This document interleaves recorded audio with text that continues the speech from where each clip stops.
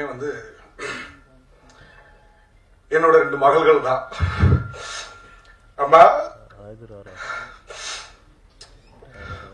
அப்பா இந்த கார்டு விட்டுட்ட பாத்துக்கிட்டு இருப்பேன் நினைக்கிறேன். என் பிரைட்டல் அம்மா அவர்களுக்கும் ஜாக்கி அம்மா அவர்களுக்கும் ஐ லவ் யூடா. என் மனைவி ஜெயபாரதி அவர்களுக்கும் என் தாழ்மையான நன்றியை தெரிவித்துக் கொள்கிறேன். இவங்க தான் வந்து என்னை தூக்கி கொண்டு வந்து இந்த ஸ்டேஜில் நிப்பாட்டி இருக்கிறாங்க. நான் வந்து 25 வருஷமா சினிமாவில் போராடி இருக்கேன். எப்படியாவது நடிகர் ஆயிரணும், எப்படியாவது 99ல இருந்து ஸ்டார்ட் பண்ண என்னோட கனவுகளை துரத்திக்கிட்டு இருக்கேன். ஆனா எங்க போனாலும் என்னன்னா பணம் பணம்ன்ற ஒரு விஷயம் வந்து கேட்டு கேட்டு என்னை வந்து சாவடிச்சிட்டாங்க. ஆனா எனக்கு என்னன்னா ஒரே ஒரு விஷயம் தான், ஆனா என்னால பணம் கொடுக்க முடியும். அப்ப ஆனா ஒரே விஷயம், நான் பணம் கொடுக்க மாட்டேன்னு தான் நான் நின்னேன். வீட்டுல கூட எல்லாம் ஒய்ஃப் எல்லாமே சொன்னாங்க, ஏன் கொடுத்துதான் ட்ரை பண்ணேன்னாங்க. நான் ஏன் பணம் கொடுக்கணும்? பணம் நான் ஃப்ரீயா நடிக்கிறேன், எல்லா காஸ்டியூம்ஸ் நான் வாங்கிக்கிறேன், எனக்கு செலவு பண்ண வேணாம், எல்லா சாப்பாடு செலவும் நான் பாத்துக்கிறேன், நான் ஃப்ரீயா நடிச்சு தர்றேன், எனக்கு வாய்ப்பு மட்டும் கொடுத்தா போதும். யாருமே வந்து அந்த ஒரு அங்கீகாரத்தை வந்து சரியா கொடுக்கல. கூப்பிட்டு காவேரி காலம் வந்து நம்ம ஏவிஆர் வரைக்கும் இது சுத்தாத இடமே கிடையாது. இது கம்பெனி நண்பர்கள் யாருக்கும் கூட தெரியாது. டெய்லி ஷிஃப்ட் முடிஞ்சு சாயந்தரம் ஆச்சுன்னா கிளம்பிங்க வந்துருவேன், வந்து நண்பர்களை பார்ப்பேன். எங்கேயுமே எனக்கு வாய்ப்பு கிடைக்கல. சரி, நானும் சுத்தி சுத்தி சுத்தி சுத்தி பார்த்தேன், அந்த வாய்ப்பு கிடைக்கவே இல்லை. ஒரு சூழ்நிலை மன உளைச்சல் பயங்கரமாயி போதுண்டா, உடம்பாலையும் ஒர்க் பண்ண முடியல, மனசாலையும்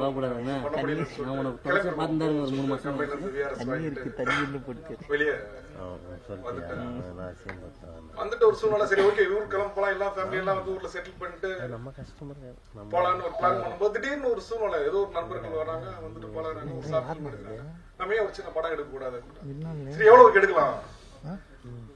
ஒரு 15 லட்சம் எடுக்கலாம். அப்ப நான் ஒரு கணக்கு போடுறேன். சரி ஓகே, 15 லட்சம் நம்ம ஃபேமிலி வந்து ஸ்டபுள் பண்ணிடலாம், பிரச்சனை கிடையாது அப்படின்னு சொல்லிட்டு அந்த 15 லட்சத்துக்கான ப்ரொடக்ஷன் ஸ்டார்ட் பண்றேன். ப்ரொடக்ஷன் பத்தி பெருசா நாலேஜ் ஸ்டார்ட் பண்றேன்.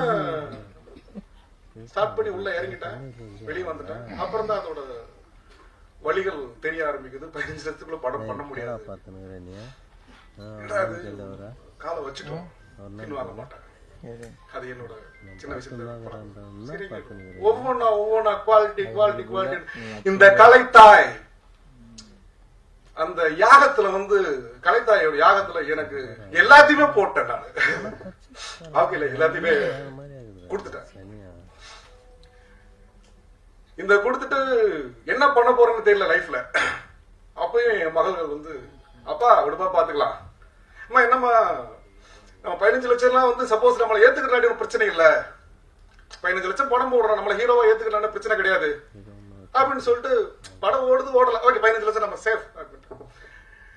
அப்புறம் ஒன்னா போட போட போட போட மொத்தமா போட்டு, அம்மா என்னம்மா என்னால குவாலிட்டியில காம்ப்ரமைஸ் ஆக மாட்டேன் சின்ன வயசுல இருந்து. அம்மா எல்லாமா மொத்தமா போட்டு என்னம்மா நம்ம கிட்ட, அப்பா விடுப்பா பாத்துக்கலாம், கீழ இருந்தாரு மேல வந்தோம், நீ நில்லுப்பா, இந்த மேடையில ஒரு நாள் நீ பேசுவப்பா, அதனால பாக்கணுமா. அம்மா திரும்பவும் சொல்றேம்மா, ஐ லவ் யூ.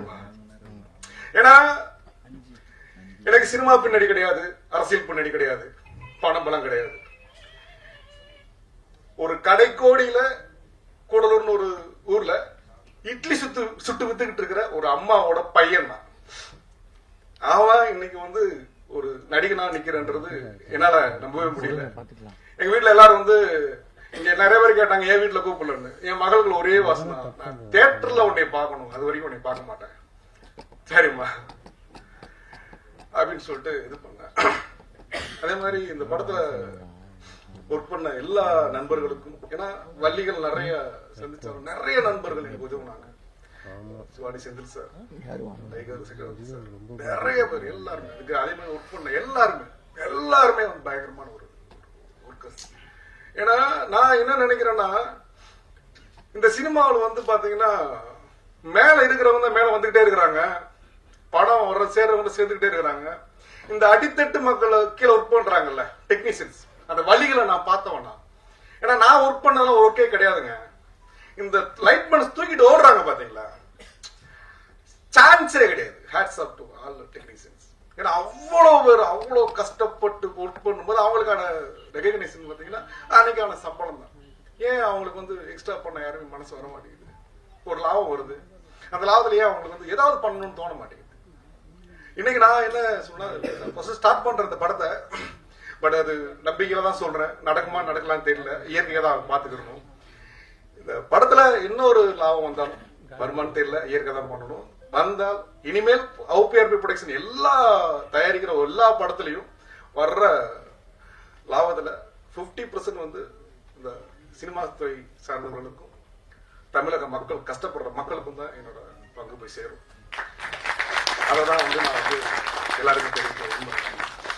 அதே மாதிரி இன்னொரு சின்ன விஷயம் என்னன்னா, இந்த சிறிய முதலீட்டு படங்கள் வந்து அது வந்து ஏன் ஓட மாட்டேங்குது அப்படின்னா, ஓட மாட்டேங்குது அப்படின்னு இல்ல, அது வந்து டிக்கெட்டோட ரேட் இருக்கு இல்லையா. இப்ப அஜித் சாரோட படம் வருது ஓகேங்களா, அவர் வந்து அவரை 200 ரூபாய் கொடுத்து பார்ப்பாங்க, என்ன யாரு 200 ரூபாய் கொடுத்து பார்ப்பாங்க, புரியுதுங்களா. அப்ப அந்த இடத்துல வந்து 200 ரூபாய் கொடுத்து என்னை பார்க்க மாட்டா, சின்ன படம் தோல்வி தானே அடையும். அப்ப அந்த இடத்துல வந்து நீ டிக்கெட் விலையை குறைச்சு பாருங்க, அங்க போற கூட்டம் அதே கூட்டம் இங்க வரும். இன்னொரு விஷயம் என்னன்னா, இந்த நார்மலா படம் எல்லாருக்குமே ஸ்ட்ரெஸ் இருக்கும், லைஃப்ல எல்லாருக்குமே கஷ்டங்கள் இருக்கும், வலிகள் இருக்கும். அதை போக்குற ஒரே ஒரு விஷயம் சினிமா மட்டும்தான். சினிமான்ற ஊடகம் மட்டும்தான் எல்லா வழிகளையும் போக்கும். அந்த போக்குறது பாத்தீங்கன்னா இப்ப வந்து சினிமா யாரு பாக்குறாங்க அப்படின்னா, அப்பர் மிடில் கிளாஸ் தான் வந்து வீக்லி ஒன்ஸ் படத்தை போறாங்க. மிடில் கிளாஸ் பாத்தீங்கன்னா மந்த்லி ஒன்ஸ் பிளான் பண்றாங்க. ஏன்னா 200 ரூபாய் டிக்கெட், 4 பேர் போனா 800 ரூபாய், அது உள்ள போனா ஸ்நாக்ஸ் வந்து எல்லாம் சேர்த்து 2000 ரூபாய் வந்துடும், அவங்க வந்து பிளான் பண்றாங்க. அப்ப லோயர் கிளாஸ்ல இருக்கிறவங்க யாருமே படம் பார்க்கறதே கிடையாது. வழிகள் அவங்களுக்கு எப்படி போகும், போகாது இல்ல. சோ முன்னாள் முதல்வர் மாண்புமிகு புரட்சித்தலைவி அம்மா அவர்கள் ஒரு திட்டம் முன்னாடி போடுறதா கேள்விப்பட்ட, அது கேன்சல் ஆச்சான்னு எனக்கு தெரியல. அதே மாதிரி இந்த தியேட்டரை வந்து அவங்க எடுத்து நடத்துற மாதிரி சொல்லியிருந்தாங்க போல, பட் அது சரியான டீட்டெயில்ஸ் எனக்கு தெரியல. நான் என்ன கோரிக்கை வைக்கிறேன்னா, மாண்புமிகு தமிழக முதல்வர் MK ஸ்டாலின் அவர்களுக்கு என்னோட தாழ்மையான கோரிக்கை என்னன்னா, இந்த 50 ரூபாய் டிக்கெட்டுக்கு வர்றதுக்கு என்ன வழிகள் பண்ணணுமோ அதை தயவு செய்து பண்ணுங்க. ஏன்னா இதை வந்து நான் வந்து ஒரு பிச்சையாவே கேட்கிறேன், நான் கலை பிச்சையா கேட்கிறேன். ஏன்னா அவ்வளவு ஒரு சிறிய முதலீட்டு படங்கள் வந்து வெளியே வராம, ஒரு தாயின் கருவறையிலிருந்து வெளியே வர முடியாம துடிக்கிறாங்க. அவ்வளவு படங்கள் வெளியே இருக்கு. அவங்கள எப்ப வர்றது வெளியே கேட்டா, ஒவ்வொரு வாரம் வீக்லி ஒன்ஸ் இப்ப தலை படம் வருது, அப்புறம் ரெட்ரோ வருது, சூர்யா சார் படம் வருது. இது இப்ப இடையில நாங்க எப்பதான் வந்து படங்கள் தயாரிக்கிறோம், எல்லாருமே வந்து வாய் வார்த்தை சொல்றாங்க, அது எங்கேயுமே படி ஒரு நடக்க மாட்டேங்குதா. எல்லாருமே வந்து நீங்க டிக்கெட் விலையை போறீங்க. இப்ப என்ன சொல்றேன்னா, இப்ப வந்து மாண்புமிகு தமிழக முதல்வர் MK ஸ்டாலின் அவர்களும் துணை முதல்வர் உதயநிதி ஸ்டாலின் அவர்களும் நீங்க நினைச்சா ஒரு படம் பார்க்கணும்னா ஃபாரின்ல போய் தனி பிளைட்லோட போய் பார்க்க முடியும், அந்த அளவுக்கு உங்களுக்கு சூழ்நிலை இருக்கு. ஆனால் ஏழை எளிய மக்கள் மன உளைச்சல் தீர்க்கிறது எங்க போவாங்க, படம் பார்க்க வழி இல்லையே. மக்களாட்சியை வந்து கொடுக்கணும்னா எல்லாருமே சந்தோஷமா இருக்கணும்ல. அதனால தயவு செஞ்சு இந்த டிக்கெட் விலையை வந்து நீங்க குறைக்கிறதுக்கான வழிகளை பாருங்க. ஏதாவது தவறா பேசியிருந்தா என்னை தயவு செய்து மன்னிச்சிருங்க. ஏன்னா வந்து இந்த குரல் அங்க கேட்குமா அப்படின்னு தெரியல, கேட்டு இதற்கு நீங்க வந்து பதில் அளிக்கணும் அப்படின்னு நினைக்கிறேன்.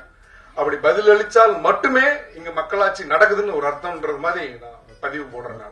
ஏன்னா அவ்வளவு ஒரு சினிமா துறை வந்து ரொம்ப நலிவடைஞ்சிருக்குது. அது சினிமா துறை மேலும் மேலும் வரணும், கலை மேலும் வளர வேண்டும் என்று வாய்ப்புகளை அனைவருக்கும் நன்றி கூறி. அனைவருக்கும் வணக்கம்.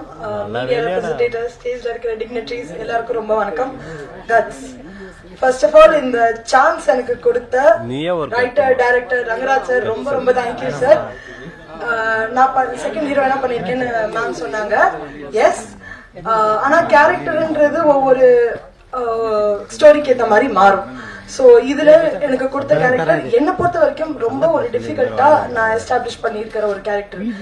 ஐ வாஸ் வெரி பிளாங்க் உள்ள போறப்ப அதுக்கான ஃபுல் சப்போர்ட் கொடுத்து எப்படி பண்ணும் என்ன பண்ணும் how should I portray the character எல்லாமே எனக்கு கத்து கொடுத்த ரங்கராஜ் சார் ரொம்ப ரொம்ப தேங்க்யூ சார். ஒவ்வொரு இன்ஸ்டன்ஸான ஒரு டீடைல்ஸ் நீங்க எனக்கு கத்து கொடுத்தீங்க. S it is a new platform. எனக்கும் இது ஒரு நியூ பிளாட்ஃபார்ம். ஆனா நீங்களும் இதுல ஒரு நியூன்றது அவ்வளவு ஈஸியா என்னால கண்டுபிடிக்க முடியல. ஏன்னா நான் என்ன பண்ணுன்றது என்னை விட பெர்ஃபெக்ட்டா நீங்க வந்து எனக்கு நடிச்சு கத்து கொடுத்தீங்க. And and I just want to say thank you so much for the opportunity everyone, all the dignitaries என்ன mention பண்ணதுக்கும் all the media representatives everyone க்கு ரொம்ப மென்ஷன் பண்ணதுக்கு ரொம்ப thank you. கட்ஸ் படத்துக்கு உங்க சப்போர்ட் கண்டிப்பா வேணும். ப்ளீஸ் உங்க சப்போர்ட் கொடுங்க. thank you so much.